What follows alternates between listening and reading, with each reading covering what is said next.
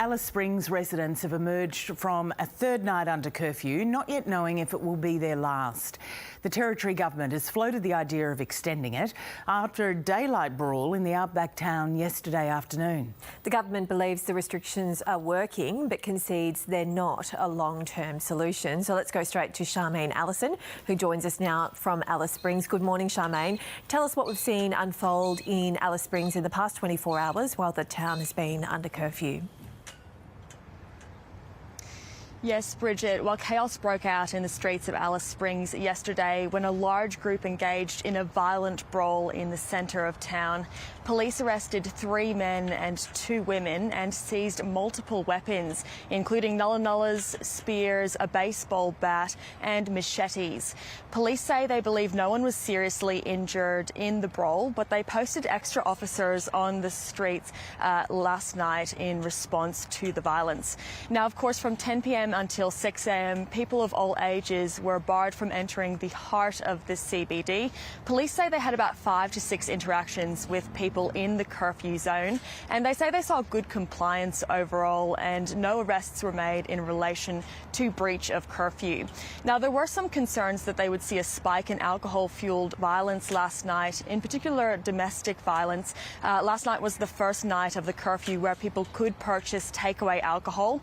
Bottle shops were closed on Monday and Tuesday but reopened Wednesday. Thankfully, police say they didn't see a noticeable spike in crime in relation to this, and it was a steady night overall. And Charmaine, the community has been promised an announcement today on whether or not the curfew could be extended. Are there any indications on where the government's going to go with this? Yes, well, the curfew was supposed to end at 6 this morning. Now, the police minister did flag yesterday that we could expect an announcement today on whether or not it could be extended. We're yet to hear which direction this could go. There are some people who are encouraging for it to be continued until the end of the school holidays. This is traditionally a time when many people travel into Alice Springs from surrounding remote Aboriginal communities, and we can see a spike in crime and antisocial behaviour.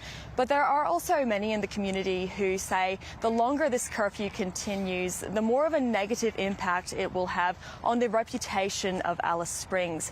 We spoke to some locals about it, and here's what they had to say. Obviously, a curfew doesn't work. What it does is it's creating national interest, national negative publicity, and it's crippling the town. You know, the folk on the East Coast or in the southern parts of Australia, if they had to put up with what we had to deal with on a daily basis, it would be front and centre on every national newspaper every single day. That was the Mayor of Alice Springs, Matt Patterson, and he's among those who are concerned that while the curfew does make some change, it is only a band-aid solution and it doesn't address the ongoing underlying issues behind crime and antisocial behaviour in the region. And there's continued calls for more long-term measures to ensure real change. Charmaine, thank you. A watch and act warning is still in place in Melbourne's west following a massive inferno at a chemical factory yesterday. Reporter Nicholas Hines joins us from near the scene in Derrimut. Nick, what do we know about the blaze today?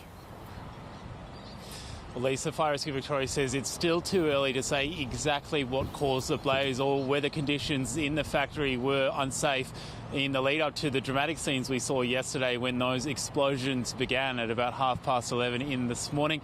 Things here this morning much calmer than they were yesterday when we saw those explosions, fireballs coming out of the factory, thick black smoke billowing out of the factories, which you can see from right across Melbourne. We saw 180 firefighters here on the scene, along with other emergency services, spending hours bringing that blaze under control around 3:30 yesterday afternoon, and then dozens more firefighters working through the night. Fire Rescue Victoria saying it's still going to take days to fully extinguish the blaze because of the chemicals that were stored inside the factory: kerosene, ethanol, fuel, methylated spirits, which is why we saw those explosions of fire yesterday. Fire Rescue Victoria says they're now focused on extinguishing the blaze and allowing nearby businesses to reopen. We saw road closures that are still in place today. There's atmospheric monitoring underway now. They say businesses will be allowed to reopen on a case-by-case basis. They say the other main concern is the threat to wildlife and potentially humans due to toxins now spreading downstream in waterways around the factory. There are alerts in place. People nearby urged not to come in contact with the water, although no risk to drinking water at this stage. The Fire Rescue Victoria says the focus will then turn to exactly what happened here yesterday. Here's some of what they had to say. The cause is currently under investigation. We've got our FRV fire investigators together with Victoria Police, WorkSafe, undertaking a joint investigation, but it's too early to ascertain the exact cause. Now, this ACB Group factory was the scene of another explosion last year, a smaller fire which killed a worker inside the factory. So no doubt a very thorough investigation to take place here now. Well, South Australia's Child Protection Minister is defending her ability to focus on her responsibilities amid shocking revelations about the treatment of children in state care. Almost 50 people, including a Department of Child Protection worker, have been charged over sexual offences against children in state care in SA in the past 2 years. Katrine Hilliard is rejecting calls to get rid of her other portfolios in order to focus on childcare, accusing the opposition of playing petty politics over the issue. The Israeli military has dropped leaflets in Gaza City telling all residents to evacuate to the south of the Palestinian enclave amid intensified operations in the north. It's the second time the city's entire population has been ordered to evacuate since the war began in October last year. Hamas says the renewed Israeli campaign threatens to derail efforts to secure a ceasefire, with talks resuming in Qatar. A man suspected of killing 3 women with a crossbow north of London has been arrested following a police manhunt. The BBC has confirmed that the women killed were the family of its well-known radio racing commentator John Hunt. Those women were aged 61, 28 and 25. British police believe the suspect, 26-year-old Carl Clifford, was known to the 3 victims. Criminal intelligence authorities are describing Australia as a stimulant nation following the latest results of wastewater testing.